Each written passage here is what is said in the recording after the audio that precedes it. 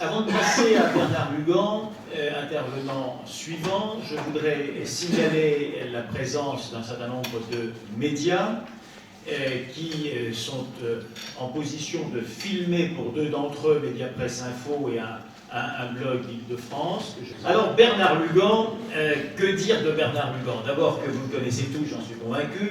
Ensuite que vous êtes, ou que vous allez être, un lecteur attentif de ce qu'il publie avec une grande méthode, une grande régularité, une grande efficacité, un grand talent, l'Afrique réelle par Internet, que vous pouvez aller voir à l'adresse précisément, l'Afrique réelle, et auquel je vous suggère de regarder d'abord les têtes de gondole de l'affichage de l'Afrique réelle, et puis ensuite d'aller un peu plus loin et de vous y abonner et de travailler en fonction des précieuses informations de ce site. Bernard Lugan, que vous connaissez, il est d'abord un ami de nos causes. C'est quelqu'un qui est profondément attaché.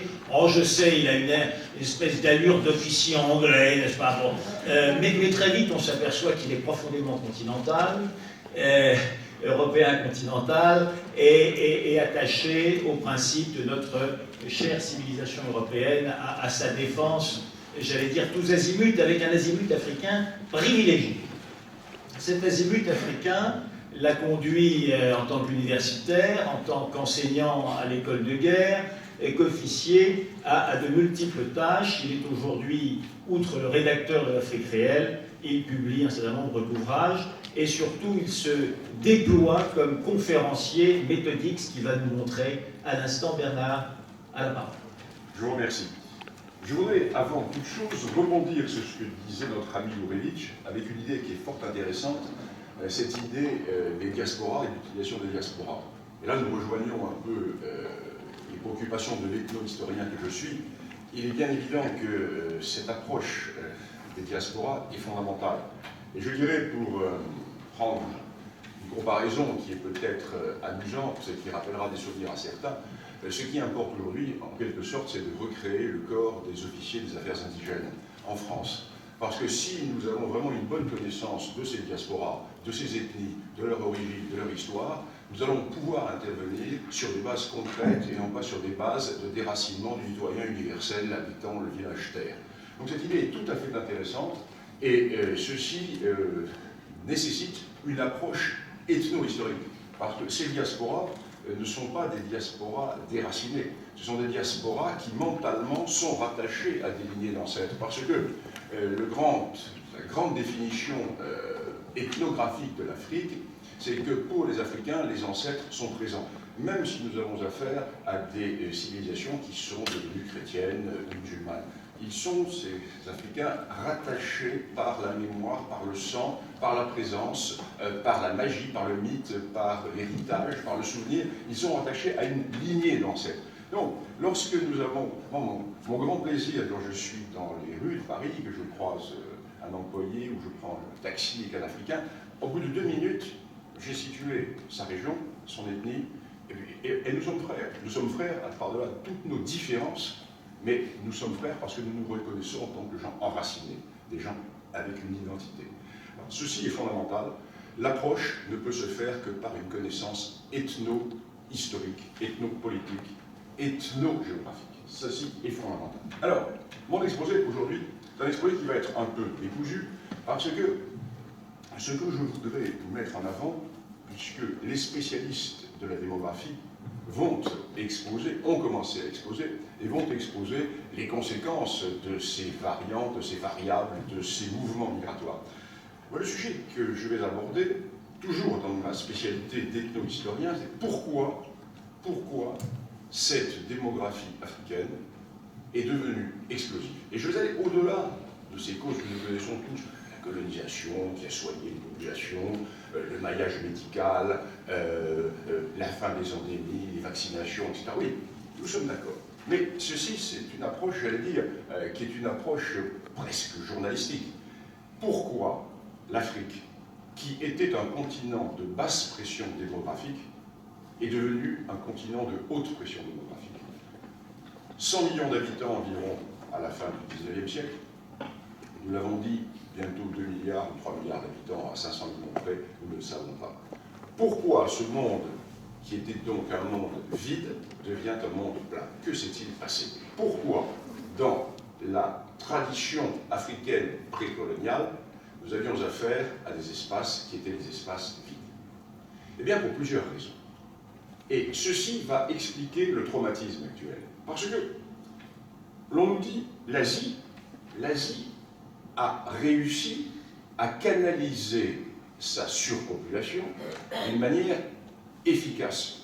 Oui, mais ce que l'on oublie de dire, c'est que l'Asie, depuis 3000 ans, depuis 4000 ans, est confrontée à la pression démographique sur les espaces qui sont les espaces riches et potentiellement cultivables. Alors, rapprochons-nous plutôt de 2000 ans ou 3000 ans avec le début de l'agriculture. L'Asie contient d'immensités non exploitables, d'immensités désertiques ou forestières. Ce qui fait que ce continent asiatique, par-delà toutes ces diversités, va voir très tôt des populations se concentrer dans des zones réduites.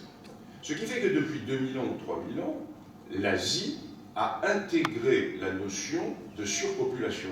Et ayant intégré cette notion de surpopulation, les Asiatiques vont inventer un type de civilisation de la surpopulation qui va permettre de vivre. C'est la civilisation de la rizière, avec l'exploitation systématique du milieu, avec les niveaux d'occupation, les trottoirs d'occupation qui sont faits.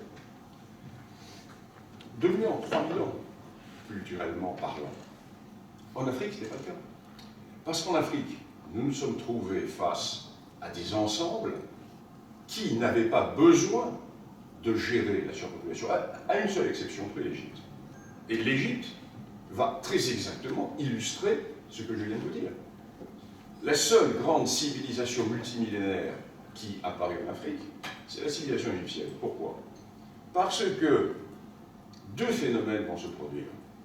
L'assèchement du Sahara par la péjoration climatique. Plusieurs phases. Ne parlons pas non plus de la grande farce du réchauffement climatique qui se fait d'une manière inopinée. Nous savons bien que le Sahara fut plus large et plus étroit selon le temps tout va dépendre des systèmes de pluie. Évacuons cette question. Nous savons qu'il y a 4000 ans, le Sahara entre dans sa phase d'assèchement qui est celle d'aujourd'hui. Les populations berbères, le Sahara est berbère, qui vivent au nord de la première cataracte, migrent déjà. Et migrent où? Vers le cordon alluvial du Nil. Et migrant vers le cordon alluvial du Nil, ces populations qui sont des populations pastorales vont devenir des populations sédentaires, parce qu'elles ne vont pas pouvoir continuer leur migration. C'est un phénomène qui prend des siècles, que nous connaissons parfaitement par l'archéologie. Ceci était parfaitement bien étudié. Ce qui fait qu'il va se trouver la mise en relation de population et d'un milieu, et de ce contact va naître l'État égyptien, qui va naître pourquoi? Pour contrôler le régime de la crue du Nil, ou plutôt de la décrue du Nil, car la culture se fait en période de décrue, la période de décrue du Nil avec les cultures qui se font de l'intérieur jusqu'au fleuve. L'État égyptien naît de cela. C'est le seul exemple en Afrique. Partout ailleurs, quelle est la réalité? Partout ailleurs, nous avons affaire à des mondes de basse pression. Pour quelle raison? Eh bien, pour deux grandes raisons. La première, c'est que nous avons en Afrique deux grands milieux exploitables par l'homme. Nous avons le milieu pastoral et le milieu agricole. Souvent, les milieux se recoupent, peuvent se juxtaposer. L'ensemble pastoral africain est gigantesque. C'est tout ce que l'on appelle le monde sahélien et le monde du nord de la savane. Quelle est sa limite? La mouche tsetse. Là où se trouve la mouche tsetse, il n'y a plus d'élevage, car la trypanosomiase animale est encore plus frappante que la trypanosomiase humaine. Donc, l'élevage est conditionné par les couloirs de mouche tsetse. Nous le savons parfaitement également par l'archéologie. Ce qui fait que, quelles sont ces grandes zones d'élevage? La zone qui part, grosso modo, de l'océan Atlantique et qui va jusqu'à la mer Rouge, toute la bande sahélienne, débordant vers le nord du Sahara, débordant vers le sud, jusqu'au moment où nous sommes en présence de la savane arbustive, car à ce moment-là, il y a la mouche tsetse. La mouche tsetse ne peut pas se reproduire si elle n'a pas de l'ombre.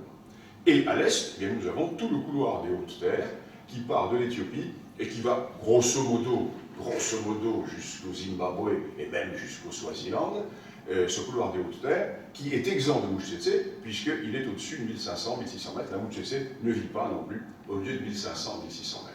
Donc nous avons déjà là quasiment la moitié de l'Afrique. Dans cette moitié de l'Afrique vont se développer des sociétés pastorales. Même s'il n'y a pas que des pasteurs, ce sont les pasteurs qui vont être les maîtres. Quand il y aura des États, ce sont les pasteurs qui vont les créer. Je ne dis pas que les pasteurs créent toujours des États, car dans la plupart des cas, les pasteurs ne créent pas d'État. Mais dans ces zones, quand des États sont créés, ce sont les pasteurs. Or, le pasteur est un homme qui gère son bétail. Le pasteur vit entièrement du troupeau. Il sait que si le troupeau s'épuise, il va mourir, parce qu'il tire sa subsistance du troupeau. Le lait, le sang, la viande parfois, les peaux pour faire ses campements, etc. Donc le pasteur va aligner le croît de sa démographie humaine sur le croît du troupeau.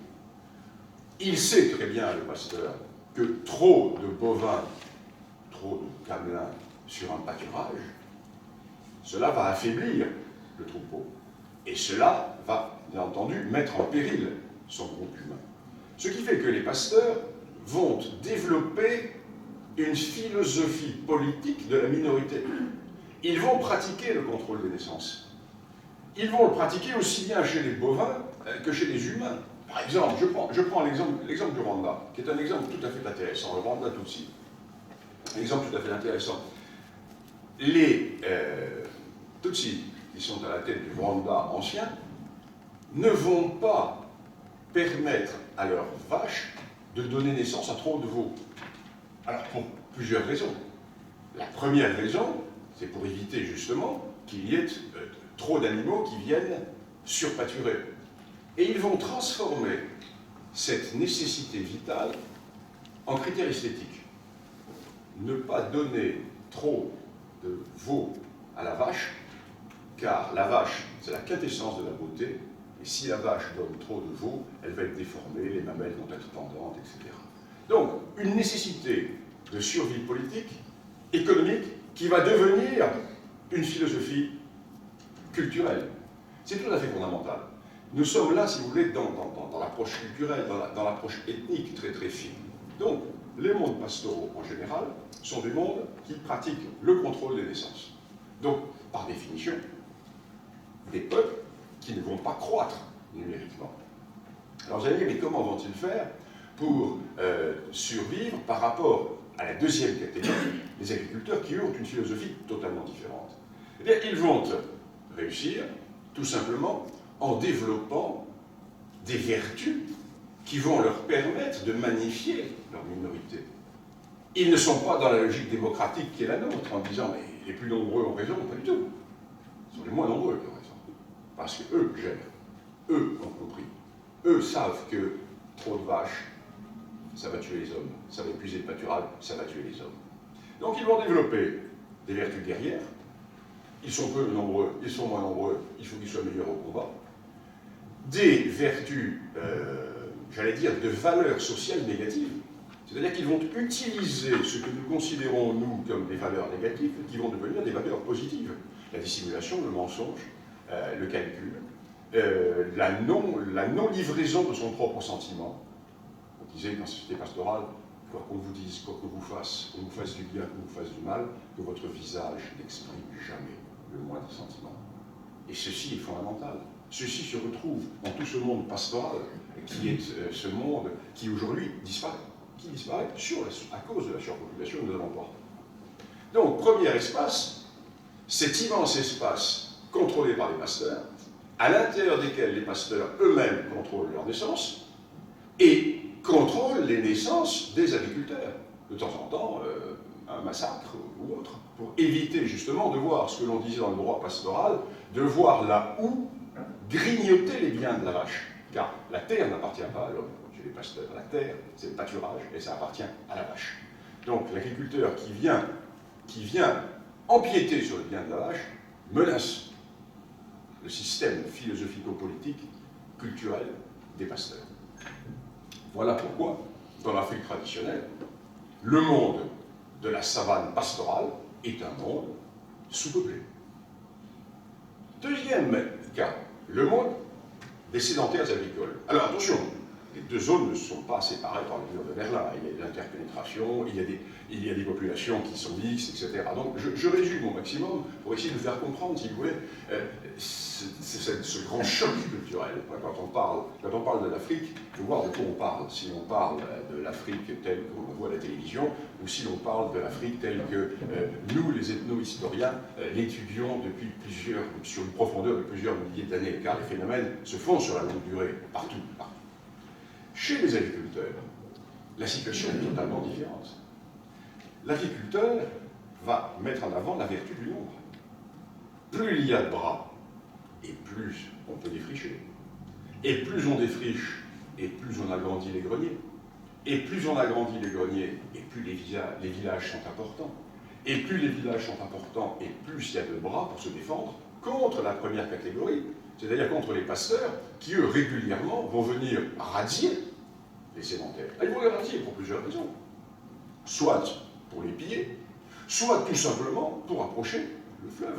À la saison sèche, il faut approcher des fleuves, il faut approcher des mares, il faut approcher des trous d'eau pour que le bétail puisse pâturer. Il est bien évident que ce bétail qui s'approche des trous d'eau va piétiner les cultures, va empiéter sur les terrains des cultures. Donc la vieille rivalité universelle du contact entre les pasteurs et les agriculteurs. Donc les agriculteurs vont être dans une logique totalement différente. Alors vous allez me dire, oui, mais là, à ce moment-là, vous êtes en contradiction avec ce que vous dites, puisque vous venez de dire que l'Afrique était sous-peuplée, et vous venez de nous dire à l'instant que les agriculteurs cultivaient au contraire l'essor démographique par opposition aux pasteurs qui, eux, cultivent la minoration démographique. Oui, mais la différence, c'est que ces agriculteurs qui vont développer des noyaux de population ne vont pas créer des chaînes de population, parce que l'élément ethnique ou tribal va couper ces noyaux de population les uns des autres. Et là, nous en arrivons au problème de la frontière. Alors, vous voyez, le premier problème, qui est sous-jacent à celui que je viens de mettre en évidence, le dégât que peut faire la démocratie, notre démocratie, face à des sociétés qui sont dans cette logique dont je viens de parler, minorité-majorité. Deuxième élément, le dégât que va faire la frontière post-coloniale sur ces ensembles. Pourquoi? Parce que dans ce monde des agriculteurs, dans ces mondes des agriculteurs, parce qu'il faut véritablement faire des différences, dans ces mondes des agriculteurs, l'on ne sortait pas de chez soi pour rentrer chez le voisin. Nous ne sommes pas sur la France et la Belgique, l'outre qui est loin, nous passons la frontière, nous passons en Belgique ou nous passons en Italie. Nous sortons de la France pour rentrer en Italie, pas du tout. Comment était organisé le territoire, les territoires? Eh bien, au sein des grandes ethnies, il y avait le fractionnement en tribus. À l'intérieur des ensembles ethniques, il y avait des rapprochements qui pouvaient exister entre les villages. Mais dès que nous sortions de l'ensemble ethnique, nous passions dans un tout autre ensemble. Et il y avait cette immense sagesse naturelle, parce que la grande sagesse de l'Afrique traditionnelle, c'était la nature. Comme dit Auguste Comte, on ne commande à la nature qu'en lui obéissant. Contrairement à ce que peuvent croire aujourd'hui les apprentis sorciers qui prétendent pouvoir modeler la nature. Il se passait que la sagesse africaine avait d'elle-même mis des frontières qui étaient réelles par rapport aux situations africaines. C'est-à-dire qu'entre les territoires, il y avait des no man's land, d'immenses no man's land, qui n'étaient le domaine ni des uns ni des autres, qui étaient peut-être le domaine de la chasse. L'on pouvait y aller. Il y avait des codifications qui permettaient à certains d'y aller à certains moments, à d'autres d'y aller à d'autres moments. Mais dans tous les cas, c'était le domaine des dieux, c'était le domaine des mystères. Et c'était le domaine dans lequel on ne s'installait pas. Ce qui fait que nous avions l'immensité du territoire avec des noyaux de population. Et ces noyaux de population ne garnissaient pas l'ensemble de l'espace, comme ils vont le faire ensuite. Je laissais de côté deux autres ensembles qui sont tout à fait intéressants et qui eux aussi vont expliquer pourquoi la démographie africaine traditionnelle est une démographie qui n'est pas une démographie de développement et d'occupation de l'espace. Trois autres milieux. Le milieu des oasis, le milieu des clairières forestières et le milieu du littoral. Alors ces trois milieux sont des milieux qui peuvent être mixtes avec les deux milieux précédents, mais qui représentent des originalités. Les oasis, qui sont les axes de passage à travers le Sahara, sont des milieux restreints, qui n'ont pas vocation à abriter une population nombreuse. Donc là encore, il ne peut pas y avoir d'essor démographique. Le drame aujourd'hui est de voir que ces oasis deviennent des zones de peuplement. Le Sahel, qui, à la fin de la période coloniale, était peuplé par des centaines de millions d'habitants, va aujourd'hui sur ces 400 ou 500 millions d'habitants. Donc un milieu excessivement fragile qui est un milieu surexploité, donc nous allons dans la catastrophe. Deuxième milieu, l'équivalent de l'oasis, la clairière forestière. Dans l'immense forêt de la zone de l'Afrique centrale et l'immense forêt de l'Afrique de l'Ouest qui existait à l'époque traditionnelle.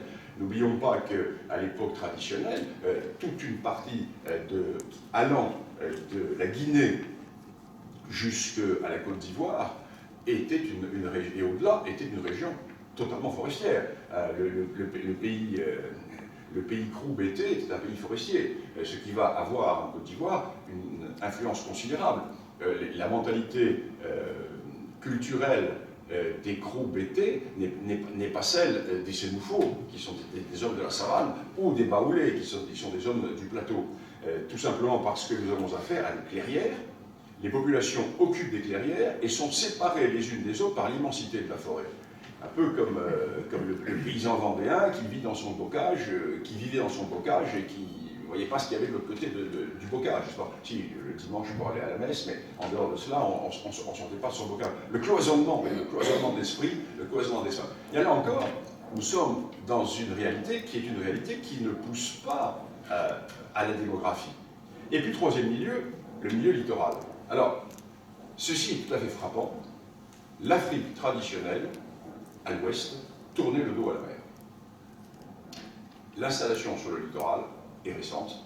Elle va dater des grandes découvertes. Pas à l'est.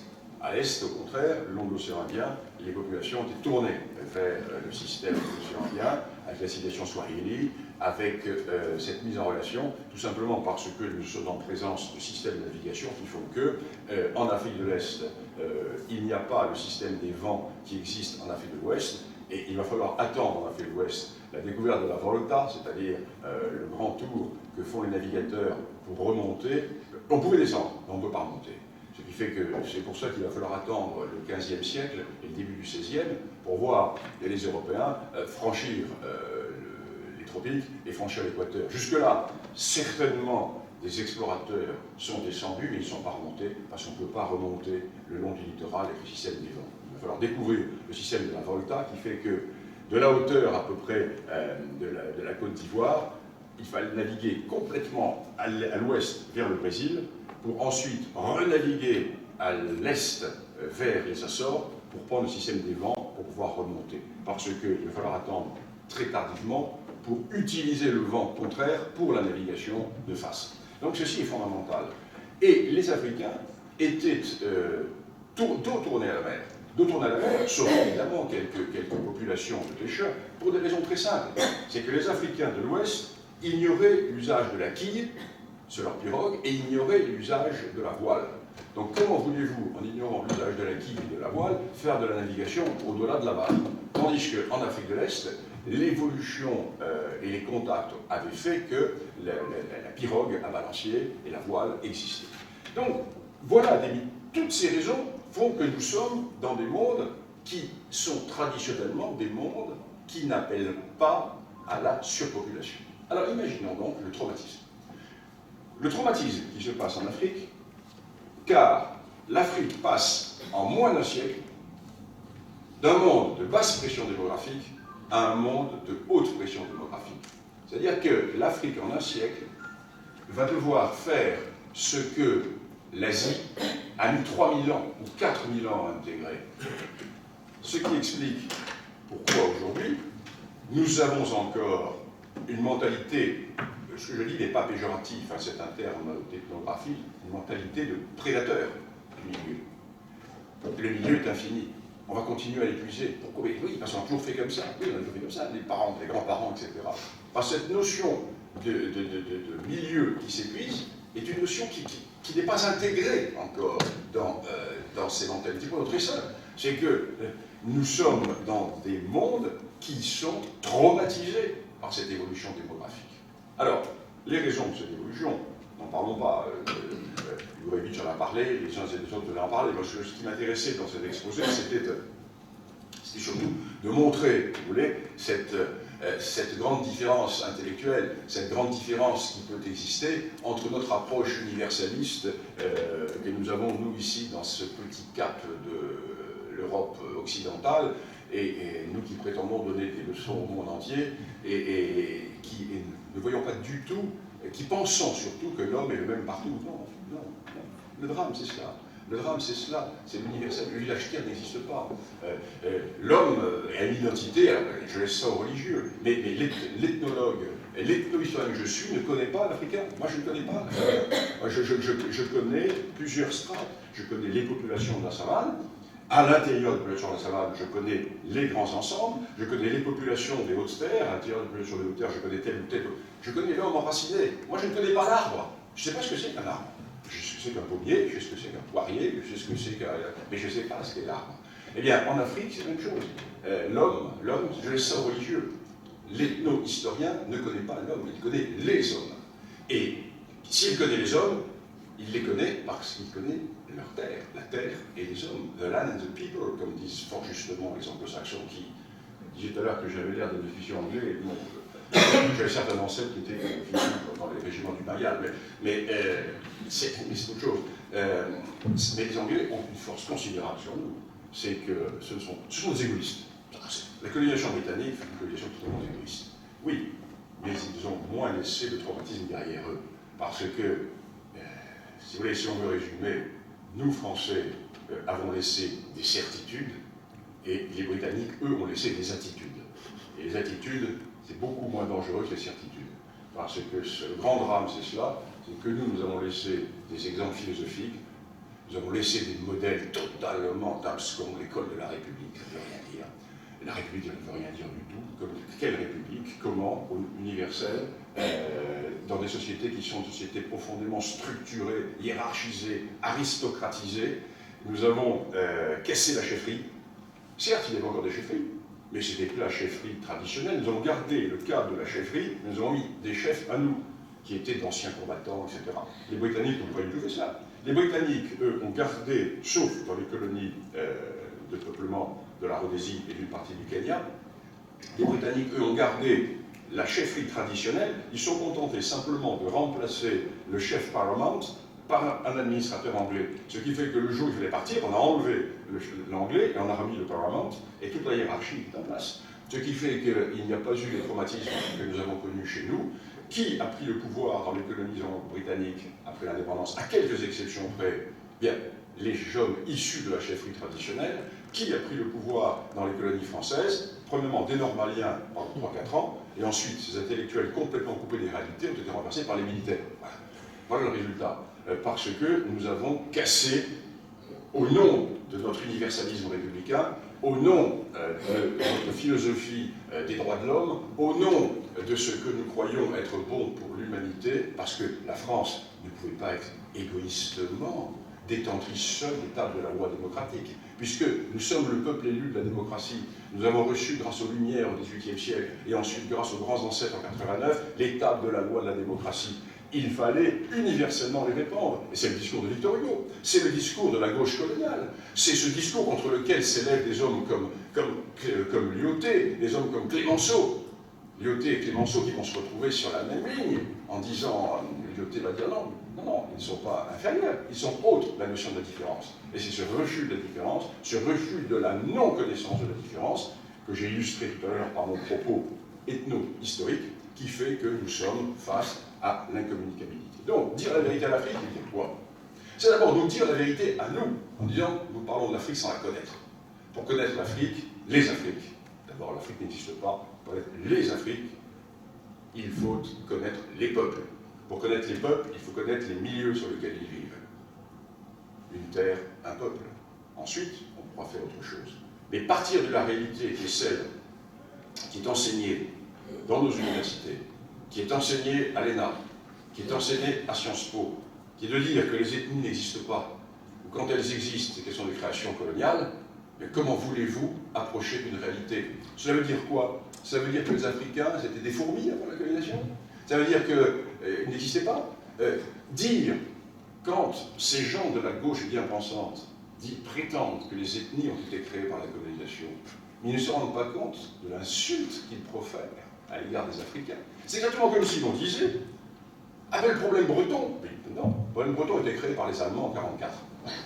C'est la même chose. Si vous voulez, le problème breton, ça n'existait pas avant, c'est l'Allemagne qui l'a créé. Et c'est totalement aberrant. Alors ça voudrait dire quoi?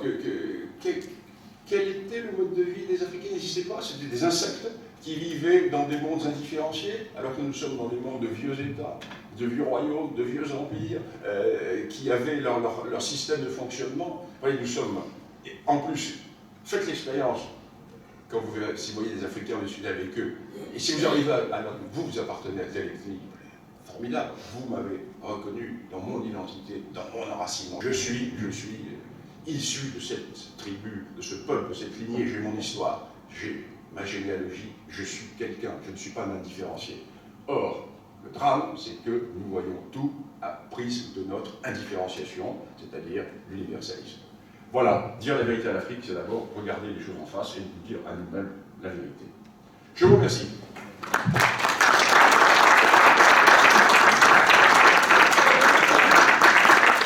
Question pour Bernard Luvin. Oui. Vous avez parlé du déficit démographique de l'Afrique à la fin du XIXe siècle, mais il est important de se demander pourquoi ce creux abyssal était dû. Donc vous avez parlé des royaumes sahéliens qui étaient musulmans.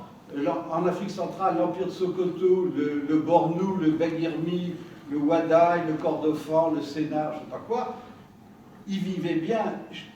C'était des cavaliers, des guerriers qui venaient en saison sèche, profitant, parce qu'il n'y avait pas la tsetse comme vous l'avez dit, pour rasier les populations qui étaient dispersées effectivement des ethnies d'Afrique centrale.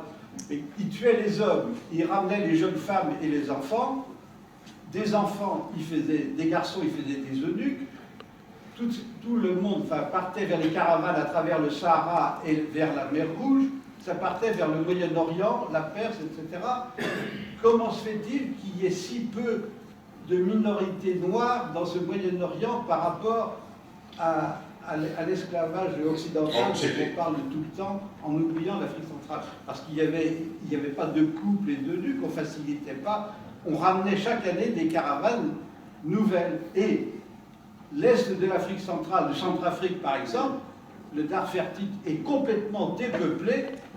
Et on a vu une répétition de ces razzias il y a 2 ans.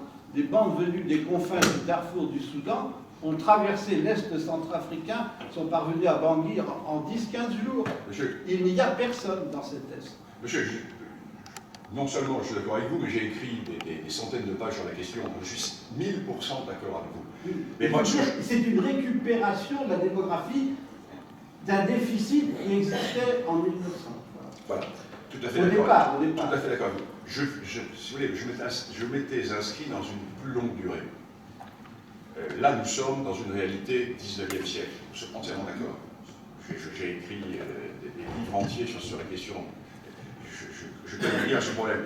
Et sur la Centrafrique, également le Darfertique, etc. Donc, ce que j'ai essayé de vous montrer, c'est que dans la très longue durée africaine, nous avions des conceptions philosophiques, territoriales, économiques, politiques, qui faisaient que toutes les raisons ont empêché un essor démographique important. À partir du XVIIIe siècle, il y a eu 2 ponctions sérieuses qui se sont opérées. Il y a eu les ponctions esclavagistes occidentales à l'ouest, qui sont parfaitement connues, et il y a eu les ponctions esclavagistes arabo-islamiques à l'est et au centre. Nous sommes totalement d'accord, mais ce sont des phénomènes qui s'inscrivent au terme d'un processus. Là, nous sommes dans l'esclavage arabo-musulman, dans une période qui est parfaitement bien datée, même s'il y a toujours eu un trafic transsaharien d'esclaves noirs, toujours. Mais les grandes vagues de commerce des esclaves datent de phénomènes très précis qui découlent des grands djihads des Peuls en Afrique de l'Ouest. Au départ, Ousmane Fodio et les autres. Donc nous sommes dans un phénomène qui va débuter, disons, vers 1780-1790, qui va atteindre son point culminant dans les années 1820, 1830, 1840, et dont les derniers phénomènes vont être observables justement dans le Darfertite au Soudan, dans toute la partie de l'actuelle RCA, la zone de Birao notamment, qui va être totalement dépeuplée par ces esclavagistes. Mais nous sommes, si vous le voulez, là dans une fin de processus. Moi, je me suis placé sur le temps long. En 3 quarts d'heure... Vous avez bien compris, mais je voulais simplement donner la précision. Voilà, bien sûr, tout à fait. Je suis tout à fait d'accord avec vous. Mais, si vous voulez, il va se passer, en quelque sorte, avec l'esclavage arabo-musulman, ce qui s'est passé avec l'esclavage atlantique européen, et qui a été très bien étudié, c'est que, dans un certain nombre de cas, surtout pour ce qui est de l'esclavage atlantique, la traite va absorber peut-être un croît de population, mais ce croît de population qui est supprimé ne va pas expliquer la basse pression démographique. Parce que si on analyse cette traite, ces deux traites, la traite européenne se fait sur 3 siècles et demi, donc la ponction qui se fait ne se fait pas toujours au même endroit. Au début, la Sénégambie, ensuite le golfe de Guinée, ensuite essentiellement la région de l'Angola. Ce qui fait que la traite va se déplacer avec des centres qui vont se maintenir, elle ne se fera pas toujours au même moment, et elle se fera surtout par l'intermédiaire de royaumes associés qui vont être les pourvoyeurs des Européens. Donc il n'y a pas, si vous le voulez, un débarquement en Afrique, razzia de population qui vide, pas du tout. La situation est un peu différente avec la traite arabo-musulmane. Elle est différente essentiellement dans des pays de l'Afrique de l'Est, avec la poussée des Zanzibarites vers la cuvette du Congo, les chefs esclavagistes typiques, etc. Mais c'est un phénomène qui est récent, que nous connaissons parfaitement. C'est un phénomène qui débute en 1835, avec l'installation, le transfert du sultan Mascate à Zanzibar. C'est un phénomène qui commence en 1835 et qui se termine dans les années 1880-85, qui va durer 40 ou 50 ans. Nous savons à l'individu près le nombre d'esclaves vendus sur le marché de Zanzibar. Parce que le sultan de Zanzibar touchait une pièce d'argent par esclave débarqué. Donc ce service de douane contrôlait ce qui se passait. Alors pour ce qui est il y avait bien sûr une traite non officielle, mais pour Zanzibar, qui était le centre, le grand centre esclavagiste de l'Afrique de l'Est, entre 1835 et les années 1870-1880, ensuite, la marine britannique a complètement isolé Zanzibar, la traite ne s'est plus faite. Il y a eu 750 000 esclaves vendus entre 1835 et 1870-72, 720 ou 730 000 esclaves vendus sur le marché de Zanzibar. Ceci ne compte pas les ventes clandestines au départ de la côte, et l'on considère que pour un esclave qui est vendu, il y en a 5 qui sont morts en route. Donc ça fait 4 millions, 5 millions. Et donc cette traite zanzibarite, au maximum, avec les immenses dégâts qu'elle a fait, a porté sur 5-6 millions d'habitants. Mais la zone qu'elle exploitait est une zone qui partait de la frontière actuelle sud de la Centrafrique, quasiment jusqu'au Katanga, qui englobait le Kenya, qui englobait toute la Tanzanie, qui contournait le Rwanda et le Burundi, et qui contrôlait le Malawi, qui prenait le nord de la Zambie, donc un territoire gigantesque. Elle n'explique pas le dépeuplement de ces régions, elle n'explique pas à elle seule. Elle va être un des éléments, mais ce n'est pas parce qu'il y a eu cette traite qu'il y avait absence de population. Sauf des cas précis de peuples qui ont complètement disparu, et ça nous les connaissons, des peuples qui ont été radiés par les peuples voisins, qui ont totalement disparu.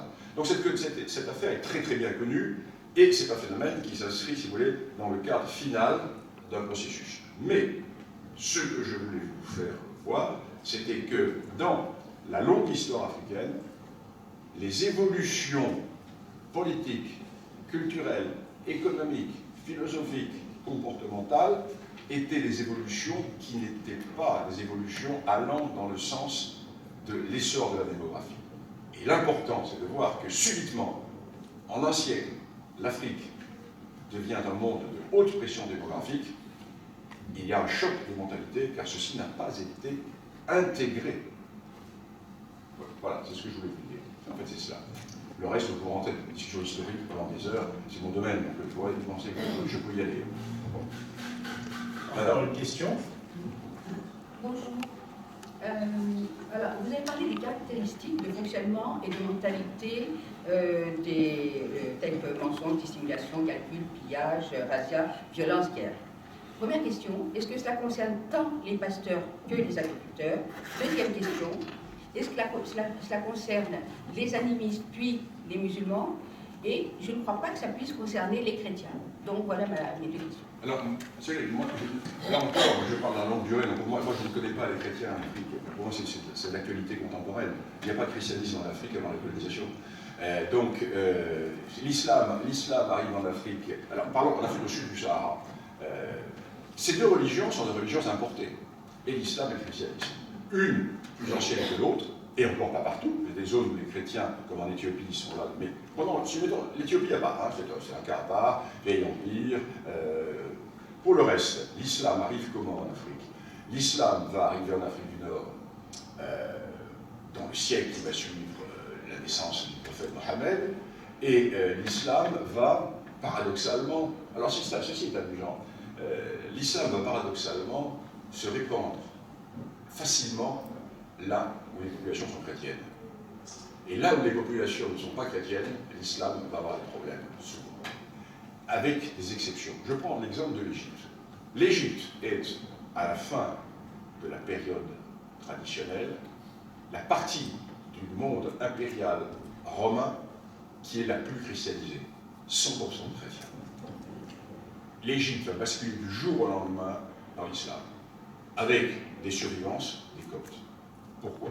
Alors là, ceci est quand même intéressant, parce que si vous, quand vous approchez ce phénomène avec l'œil de l'historien, vous dites les choses ne sont pas aussi simples que ce que l'on pourrait croire.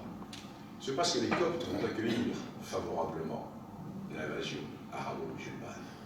Le patriarche d'Alexandrie va dire « Dieu nous a libérés, Dieu, en nous envoyant les Arabes, nous a libérés des Grecs. » Parce que il va se passer les querelles internes au christianisme et la prééminence entre Constantinople et Alexandrie. Et quand l'empire de Constantinople va reprendre l'héritage de l'empire romain, il va déplacer le centre d'Alexandrie et l'assujettir à Constantinople, ce que les Égyptiens n'ont pas accepté. Pour eux, ce sera une colonisation grecque. Et quand les Arabes vont arriver, les Arabes vont être vus comme des libérateurs. Et les Arabes vont être excessivement habiles, ils vont rétablir le patriarche d'Alexandrie et ils vont confier la première administration financière aux Coptes. Ça va durer 40 ans. Et au bout de 40 ans, quick. Et à ce moment-là, ils n'auront plus que les yeux pour pleurer après avoir applaudi à l'arrivée des Arabo-musulmans. Alors l'Égypte va en un siècle devenir majoritairement islamique. Et ensuite, elle va devenir à 90% islamique après la révolte copte du IXe siècle. Car les Coptes vont se rebeller, ils vont se faire massacrer, vendus en esclavage, etc. Donc la deuxième grande vague de conversion des Coptes à l'islam. Les Arabo-musulmans vont se servir des premiers Égyptiens convertis pour attaquer la Cyrénaïque, l'actuelle Libye. Et ils vont convertir une tribu berbère, les Lawata, tribu que nous connaissons parfaitement. Une tribu qui a toujours posé des problèmes aux Grecs, car les Grecs étaient présents en Cyrénaïque, tribu qui a posé des problèmes aux Romains, et tribu qui a posé des problèmes aux Byzantins. Vous savez, le vieil irrédentisme berbère. Et cette première tribu berbère de Cyrénaïque se convertit à l'islam. Ce qui fait que ce sont des berbères qui vont attaquer les berbères chrétiens de Tripolitaine et de Tunisie, avec quelques chefs arabes, ce qui fait que pour une grande partie des berbères, ce n'est pas une invasion, puis ce sont des berbères comme eux. Certes, ils ont une religion, une nouvelle religion, mais ils ont vu passer tellement de religions, ces berbères. Ils ont vu passer toutes les formes du christianisme, ils ont vu passer toutes les dissidences chrétiennes, ils ont vu passer les Vandales qui ont imposé l'arianisme. Tout ça, c'est du monothéisme. Donc, Tout ceci, c'est la même chose. Il n'y a pas, si vous voulez, cette réalité. Ils n'ont pas l'impression d'être envahis par des étrangers. Et ensuite, la chape de plomb va s'abattre. Voilà pour l'Afrique du Nord. En Afrique au sud du Sahara, le phénomène va être totalement différent. En Afrique au sud du Sahara, il va y avoir deux zones, deux axes d'islamisation. L'axe littoral, le long de l'océan Indien, et c'est un axe qui va être fait par les Arabes venant d'Oman et de Mascate, de la péninsule arabique. Et l'autre axe va se faire à partir de l'Égypte, par les oasis du sud de la Libye, Fra, etc., vers le lac Tchad. Mais c'est un islam qui ne va pas recruter. Pourquoi ne va-t-il pas recruter? Parce qu'il y a l'idée de l'esclavage. Alors entendons-nous bien. Entendons-nous bien. Tant que l'esclavage va être pratiqué sur une échelle commerciale importante, il n'y aura pas d'islamisation. Parce que la religion musulmane interdit de réduire en esclavage des musulmans. Ce qui fait que les razzieurs musulmans n'ont pas du tout intérêt à convertir ces populations. Parce que s'ils les convertissent, ils ne peuvent plus les vendre. La conversion à l'islam se fait tardivement. Elle va se faire d'une manière massive à la fin du XVIIIe, au XIXe. Mais elle ne va pas se faire avant. Et avant, qui va résister à l'islam? Eh bien, ce sont les grands royaumes animistes de l'Ouest. Le royaume Bambara, le royaume Bambara de Sénou, notamment, qui va être un élément de résistance considérable et qui ne va succomber qu'à la veille de la colonisation française. Ce qui va expliquer pourquoi les Bambara vont être si nombreux à s'engager dans les unités françaises. Parce que le tirailleur sénégalais, c'est pas sénégalais, c'est un Bambara, du Mali souvent. Parce que ils étaient, ces Bambara, quelques années avant l'arrivée des Français, encore groupés dans leur royaume animiste, qui ont été subvertis par la conquête musulmane de quelques décennies auparavant. Donc on va les retrouver musulmans, mais dans l'armée française, pour lutter justement contre les descendants de ces royaumes pastoraux qui étaient les royaumes devenus musulmans. Donc un phénomène récent. Tout ceci pour vous dire que quand vous mettez tout cela en perspective, vous constatez que, et le christianisme, ou les christianismes, parce qu'il y a le protestantisme, etc., et les formes de l'islam sont récentes. Ce sont des plaquages récents sur les Africains ont existé avant le christianisme. Ils ont existé avant l'islam. Il y a des éléments plus profonds, antérieurs. Alors aujourd'hui, la religion peut être un phénomène qui va être un phénomène accélérateur ou autre. Mais dans tous les cas, la religion et la conversion n'est pas la garantie de la félicité. Prenez l'exemple du Rwanda. 100% de chrétiens. 100% de chrétiens. 70% de catholiques, 80% de catholiques et 25 ou 30% de protestants. Protestants, mais pas les sectes, les protestants, les anciennes obédiences protestantes. Un génocide entre chrétiens. Il n'y a pas une guerre entre musulmans. Les chrétiens, Rwanda, c'est entre chrétiens. Les chrétiens Hutus vont tuer les chrétiens Tutsis, les chrétiens Tutsis vont tuer les chrétiens Hutus. Nous sommes dans un monde chrétien. Aujourd'hui, au Sud-Soudan, on ne parle plus du Sud-Soudan. Alors, le Sud-Soudan était en guerre pendant des années contre le Nord-Soudan. Pourquoi? Parce que le Nord-Soudan était arabo-musulman, le Sud-Soudan était noir, chrétien depuis 1920, et animiste. Donc, cette guerre était insupportable, etc. Donc, les deux pays se séparent. La communauté internationale permet la naissance du Sud-Soudan. On ne s'est jamais autant massacré le Sud-Soudan. On ne s'est jamais autant massacré. Les morts par rapport... Mais ce qui s'est passé pendant les guerres civiles entre le Nord et le Sud, c'était un verre d'eau parfumé à la fleur d'oranger. Aujourd'hui, c'est de l'extermination entre chrétiens. Oui, mais entre Dinka, entre Nuer, parce qu'il y a deux ethnies. Et le Sud-Soudan est rentré dans la définition générale africaine. Et comme la démocratie implique que les plus nombreux soient au pouvoir, eh bien, les Dinka étant plus nombreux que les Nuer ont moyen d'être pour qu'ils se révoltent de cette massacre. Parce que, là encore, autre raison qui va expliquer la démographie africaine. Puisque nous sommes dans un monde démocratique, au sens mathématique du terme, il est bien évident que les responsables politiques africains savent très bien que leur démographie est suicidaire. Mais ils ne vont pas se suicider eux-mêmes en contrôlant les naissances, en faisant des politiques de contrôle des naissances. Parce qu'ils sont d'abord les représentants de leur propre peuple.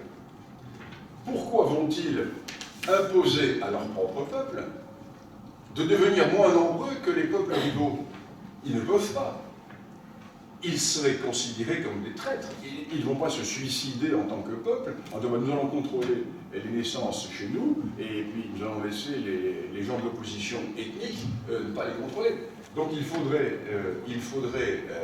changer complètement les mentalités et la démocratie. Là encore, vous voyez le problème de l'impact de nos idéologies sur des réalités qui sont totalement différentes de nos propres approches. Voilà. Mais les musulmans... Merci. Non. Juste, attendez, les musulmans aussi s'entretuent entre eux. Bien sûr. C'est pour cela que je vous dis que la définition religieuse n'est pas pertinente. Elle n'est pas pertinente. Ce n'est pas l'élément d'explication. C'est trop facile. L'élément d'explication est antérieur à l'islam. Il est antérieur au christianisme. Il est inscrit dans la longue durée. Il faut bien voir que l'islam et le christianisme sont deux interventions récentes, l'une plus récente que l'autre. Mais qu'est-ce que 5 siècles à l'échelle d'un continent qui a des milliers d'années d'histoire? Merci à Bernard Lugan. Nous le retrouverons ainsi que nos autres conférenciers dans le débat général de fin de matinée.